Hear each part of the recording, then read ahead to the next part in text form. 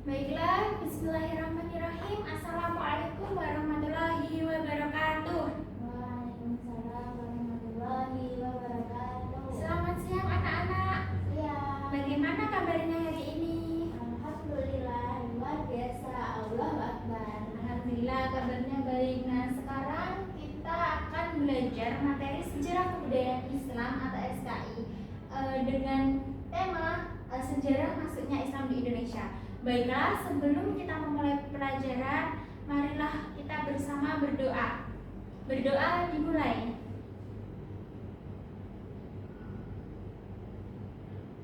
Berdoa selesai. Baiklah, sebelum memulai pelajaran, saya akan mengabsen dulu kehadiran kalian. Nadia Nawal, Lutfiana, Azilda, Taskia, Alia Ridani, Afifah, Zian Harisatul, Khalda, Ratna. Nah, hadir semua ya. Baiklah anak-anak, hari ini kita masuk ke mata pelajaran sejarah kebudayaan Islam atau SKI yang berjudul gimana masuknya Islam ke Indonesia itu. Baik, sekarang Ibu punya satu pertanyaan, yaitu bagaimana sih Islam itu bisa masuk ke Indonesia? Melalui perdagangan. Ya, betul. Salah satunya Islam masuk ke Indonesia itu melalui jalur perdagangan. Nah, sekarang mari kita bahas bagaimana keadaan Indonesia sebelum Islam masuk di negara kita ini. Nah, sekarang kita masuk materi yang pertama, kondisi Islam, kondisi Indonesia sebelum Islam. Yang pertama, kondisi sosial budayanya. Kondisi sosial budaya di Indonesia itu sangat beragam. Masyarakat Indonesia itu memiliki berbagai macam suku, bangsa, adat, budaya, dan bahasa. Bahkan setiap sukunya aja bahasanya bisa berbeda-beda. Jadi mereka masih kental dengan budaya masing-masing. Nah, selanjutnya agama dan kepercayaan. Siapa yang tahu agama apa yang dianut masyarakat Indonesia sebelum Islam masuk? Saya Bu. Apa? Hindu dan Buddha. Ya, betul. Hindu dan Buddha. Ada juga yang mereka masih menganut dinamisme, terus agama Kapitayan seperti itu. Lalu selanjutnya kita masuk ke perekonomian. Nah, jalur perekonomian Indonesia itu sangat strategis, dilintasi oleh berbagai negara. Jadi maka dari itu orang-orang dari Timur Tengah, dari Arab, Persia, Cina, India itu melewati jalur Indonesia. Dan di Indonesia itu juga menghasilkan banyak tanaman-tanaman yang tidak ada di luar negeri, seperti rempah-rempah yang kaya di Indonesia. Maka dari itu orang-orang dari luar negeri itu mereka ingin membeli rempah-rempah dari Indonesia dan berdagang di Indonesia. Setelah itu kondisi sosial politiknya. Nah, dulu sebelum Islam masuk ke Indonesia itu kondisi sosial politiknya mereka itu masih berada di bawah pimpinan kerajaan. Jadi dulu itu ada yang pertama kerajaan Sriwijaya. Kerajaan Sriwijaya itu kan berada di jalur maritim Indonesia, jalur perdagangan. Mereka memegang juga sistem perdagangan yang ada di daerah mereka dan sekitarnya. Selanjutnya setelah Sriwijaya runtuh, itu nanti dilanjutkan dengan masa keemasannya kerajaan Majapahit yang nantinya dipimpin oleh Hayam Wuruk, dan juga ada Sumpah Palapa Gajah Mada. Terus akhirnya Gajah Mada nanti juga runtuh. Nah, itu kondisi Indonesia sebelum Islam datang. Jadi kondisi sosial budayanya berbagai macam tadi, kondisi agamanya belum memeluk agama Islam, masih Hindu Buddha. Terus perekonomiannya mereka itu sangat sukses dan berada di jalur perdagangan. Selanjutnya sosial politiknya mereka masih pada kerajaan-kerajaan. Setelahnya kita akan membahas teori-teori Indonesia. Yang pertama, nanti teorinya ada 4. Siapa yang sebelumnya sudah tahu teori-teori masuknya Islam ke Indonesia? Saya. Ya, coba Mbak Nadia. Ada teori Mekah, Persia, Gujarat, dan Cina. Ya, betul. Sekarang Ibu akan menjelaskan teori Mekah. Nah, teori Mekah itu berasal dari mana? Berasal dari orang Arab, yang dibawa oleh orang Arab. Nah, masuknya itu kapan? Masuknya pada abad ke-7 Masehi. Jadi di abad ke-7 Masehi itu udah ada yang membawa Islam masuk ke Indonesia. Nah, bukti-buktinya apa kok adanya teori Mekah ini? Nah, teorinya itu buktinya adalah adanya perkampungan Arab di pantai barat Sumatera.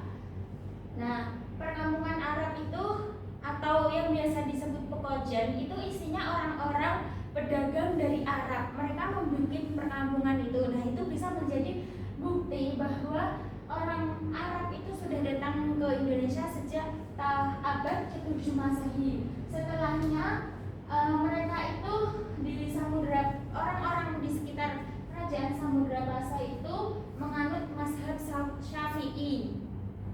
Setelahnya ada juga penggunaan gelar Al-Malik dari orang-orang yang dari Arab tadi. Ditemukan mereka kalau bergelar atau bernama belakang Al-Malik, yang dimana itu berasal dari Arab atau Mekah.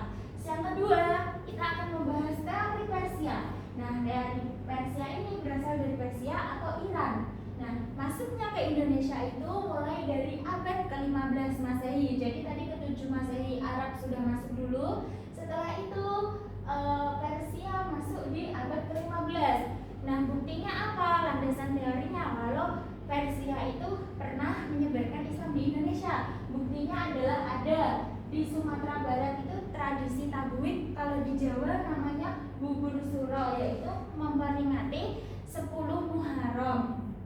Terus ada juga kayak kemiripan tasawuf Syekh Siti Jenar dan Al-Halaj di Indonesia. Terus habis itu ada juga ejaan huruf Arab berbahasa Persia seperti Jabar dan Jer. Selanjutnya kita akan membahas teori Gujarat. Nah, teori Gujarat ini asalnya dari India atau Kambai. Jadi mereka membuktikan bahwa orang India itu pernah datang ke Indonesia dan menyebarkan Islam. Nah, itu pada tahun kapan? Pada abad ke-13 Masehi. Di abad ke-13 Masehi, orang India ini banyak yang datang ke Indonesia. Setelahnya landasan teorinya itu apa? Oh, ditemukannya batu nisan Malik Sultan Malik As-Soleh pada tahun 1297 yang coraknya itu corak khas India atau Gujarat tadi. Terus habis itu ada catatan Marco Polo di Perla pada tahun 1292. Itu menjadi bukti kalau orang-orang India pernah datang ke Indonesia untuk menyebarkan agama Islam. Selanjutnya yang terakhir teori Cina. Nah, teori Cina ini dibawa oleh orang-orang Cina. Nah, dia juga masuk sekitar abad ke-15. Nah, apa aja buktinya kalau orang Cina itu pernah datang ke Indonesia? Yaitu adanya kelenteng Sampokong di Semarang. Sampai sekarang masih ada, biasanya untuk tempat wisata gitu ya. Terus ada juga porselen dinasti Ming di Masjid Demak. Jadi di Masjid Demak itu ada masihan porselen dari dinasti Ming. Selain di Demak ada juga di Cirebon dan di Kudus. Terus ada juga yang terakhir catatan Babad Gresik atau pasukan Panji Laras dan Panji Liris. Itu ditemukan juga di Indonesia. Maka dari itu menjadi bukti bahwa orang Cina pernah datang ke Indonesia pada sekitar abad 15 Masehi. Nah, sekarang kita akan membahas tentang bagaimana Islam masuk ke Indonesia. Nah, Islam masuk ke Indonesia itu melalui yang pertama perdagangan, yang kedua perkawinan, tasawuf, pendidikan, seni budaya, dan politik. Nah, yang pertama kita akan membahas bagaimana Islam masuknya ke Indonesia melalui jalur perkawinan. Ya, jadi yang pertama dapat kita lihat bahwa Indonesia berada di letak persimpangan strategis antara Timur Tengah dan Tiongkok. Dan Indonesia itu memiliki tanah-tanah yang subur. Jadi di Indonesia itu menghasilkan rempah-rempah yang banyak diincar oleh orang-orang dari luar negeri karena di sana tidak ada rempah-rempah kayak di Indonesia. Terus dari persimpangan yang strategis tadi adanya interaksi dan adanya perkampungan atau pekerjaan tadi. Nah di situ pedagang-pedagang dari Arab, Persia, India itu berdakwah, mereka kayak menyebarkan Islam lah secara damai, maksudnya tidak memaksa. Terus di tengah masyarakat lokal yang ramah, nah masyarakat Indonesia kan juga dikenal dengan ramah. Akhirnya di situ membentuk perkampungan Arab atau pekerjaan yang isinya para pedagang-pedagang Arab tadi. Akhirnya dari status ekonomi itu tadi kan, kalau pedagang-pedagang di Indonesia itu dan ulama itu status ekonominya tinggi ya. Jadi dengan itu mereka kan dihormati. Terus mereka akhirnya banyak yang menikah dengan orang-orang pedagang dari Arab atau Persia tadi. Akhirnya menjadikan perkawinan lintas kelas, menarik kaum pribumi terutama bangsawan dan keluarga kerajaan untuk melangsungkan pernikahan. Jadi kalau seumpamanya akhirnya tadi orang-orang Indonesia menikah dengan para pedagang dari Arab atau Persia yang sudah beragama Islam, mau nggak mau dia pasti akan syaratnya masuk Islam. Jadi begitu, dari letak strategis, interaksi mereka sampai ke status ekonomi, akhirnya mereka menikah, dan itu akhirnya nanti lebih banyak masyarakat Islam, jadi Islam lebih menyebar lagi gitu. Yang kedua yaitu pendidikan. Nah, pendidikan di Indonesia, pendidikan Islam di Indonesia zaman dahulu itu adanya cuma halaqah. Halaqah itu biasanya diadakan di musola atau surau-surau gitu, dengan kayak diskusi, ngaji bareng gitu aja. Nah, semakin bertambahnya banyak masyarakat Indonesia yang memeluk Islam, akhirnya berdirilah pesantren. Nah, sampai saat ini kan pesantren-pesantren masih banyak ya. Nah, lulusan pesantren nanti pasti kan ada yang jadi mubalik, ada yang jadi guru agama ataupun lain-lainnya ya, banyak sekali kemungkinan. Terus kembali ke daerah asal mereka, nanti akhirnya mereka itu yang dari pesantren kayak menyebarkan agama Islam ke daerah-daerah mereka. Akhirnya lebih banyak lagi yang memeluk agama Islam pada saat itu. Selanjutnya, nah tasawuf itu kenapa kok melalui tasawuf Islam masuk ke Indonesia? Karena kondisi lama masyarakat Indonesia itu mereka pada mempercayai kekuatan gaib kayak animisme, dinamisme gitu kan. Ajaran mereka juga masih Hindu-Buddha. Lalu tasawuf itu datang. Nah, kan tasawuf itu pendekatannya mereka pendekatan spiritual kepada Allah. Terus habis itu mereka juga datang tanpa paksaan, dan pendekatannya itu kayak tanpa menghilangkan nilai-nilai lokal mereka. Jadi mereka menggunakan bahasa yang sederhana. Terus orang-orang tasawuf itu orang-orang sufi juga dikenal pandai mengobati penyakit fisik atau penyakit batin. Terus menjadi penasihat penguasa bangsawan juga mereka. Akhirnya mereka membimbing spiritualitas lokal masyarakat Indonesia untuk menuju agama Islam tadi. Akhirnya para sufi itu sukses karena mereka bertindak lebih dari sekedar penceramah. Mereka itu juga dokter spiritual dan pelindung kultural masyarakat. Akhirnya masyarakat Indonesia pada saat itu mulai ada yang masuk Islam setelah para sufi menyebarkan agama Islam di Indonesia. Selanjutnya, Islam masuk melalui seni budaya dan politik. Nah, kalau melalui seni budaya kita sudah banyak belajar. Seumpamanya melalui seni budaya, ulama menyadari kedekatan masyarakat dengan seni. Masyarakat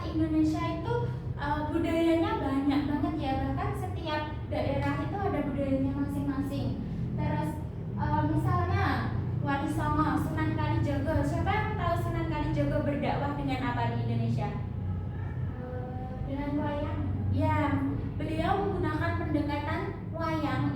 Di dalam wayang beliau menyampaikan bahwa Islam itu bagaimana. Jadi beliau berdakwah melalui wayang dan juga ada dari tembang-tembang Jawa seperti itu.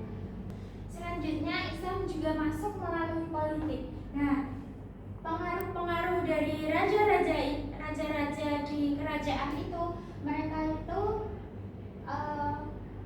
dulu di Indonesia itu kayak gini, agama yang dianut raja nanti rakyatnya juga menganut gitu. Jadi kerajaan Islam itu kan menaklukkan atau merangkul kerajaan-kerajaan yang ada di Jawa. Kerajaan Islam pertama di Indonesia itu Samudra Pasai, setelahnya nanti di Jawa ada kerajaan Demak. Nah itu kan kerajaan-kerajaan Islam mulai muncul, akhirnya dia menaklukkan kerajaan-kerajaan yang ada di Indonesia.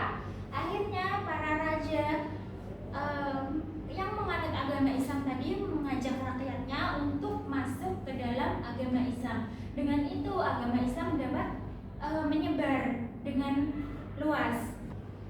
Baiklah, sekarang kita akan membahas yang terakhir, yaitu corak Islam yang ada di Indonesia. Yang pertama melalui pendidikan. Nah, corak Islam yang ditinggalkan dari zaman dulu sampai zaman sekarang di Indonesia itu ada pendidikan, namanya pesantren. Pesantren itu dari awal masuknya Islam ke Indonesia, awalnya kan cuma halaqah jadi pesantren. Nah, tapi pesantren-pesantren yang dari zaman dulu itu masih ada yang berdiri hingga saat ini.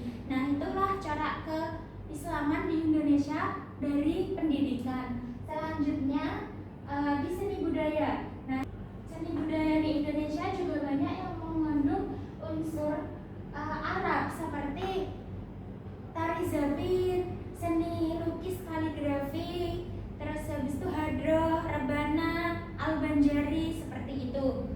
Terus selanjutnya perekonomian. Nah, perekonomian diajarkan orang Islam itu adalah jujur, adil, amanah, dan bertanggung jawab agar tidak merugikan orang lain. Nah, corak itu masih ada sampai saat ini. Buktinya banyak pedagang-pedagang di Indonesia itu yang masih jujur dan tidak mengambil yang bukan haknya. Terus ada juga tokoh-tokoh yang menginspirasi dalam perekonomian Indonesia, yaitu seperti Bapak Muhammad Hatta yang membangun koperasi. Terus ada juga Haji Saman Hudi yang membangun syarikat dagang Islam. Dan beliau-beliau ini menjadi inspirasi untuk kita semua. Selanjutnya politik. Nah, corak Islam di Indonesia melalui politik dapat dilihat bahwa dulu di Indonesia banyak sekali kerajaan kayak Samudra Pasai yang saya jelaskan tadi, Samudra Pasai, Demak, Banten, Tidore, Gorontalo, semua kerajaan-kerajaan Islam yang meninggalkan bekasnya sampai masyarakat Indonesia banyak yang menganut ajaran agama Islam. Nah, jadi yang pertama tadi kita membahas tentang bagaimana Indonesia sebelum Islam, habis itu teori-teori masuknya Islam ke Indonesia, terus jalur masuknya Islam ke Indonesia itu apa saja, setelahnya corak kebudayaan Islam di Indonesia. Nah, sekarang udah pada paham apa belum? Udah. Nah, sekarang Ibu akan membagi menjadi dua kelompok. Yang di sebelah kiri kelompok 1 dan yang di sebelah kanan kelompok 2. Nah, kita akan berdiskusi. Kelompok 1 pertanyaannya, kenapa Islam bisa diterima dengan mudah di Indonesia? Didiskusikan. Selanjutnya kelompok 2 soalnya, masuknya Islam ke Indonesia itu teorinya ada teori apa saja, disebutkan semuanya ya. Baik, saya kasih waktu 3 menit untuk berdiskusi.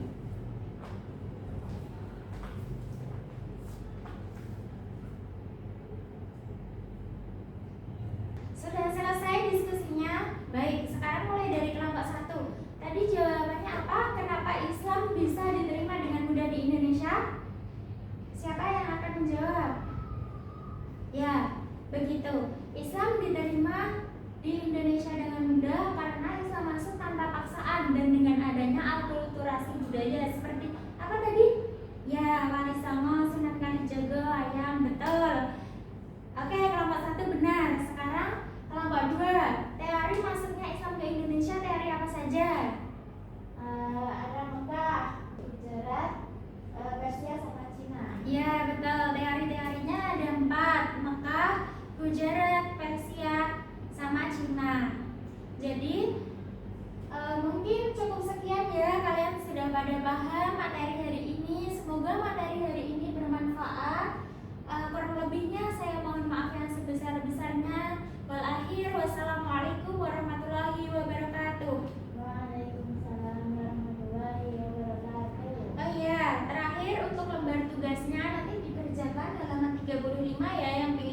sama uraian. Nah, minggu depan kita cocokkan bersama.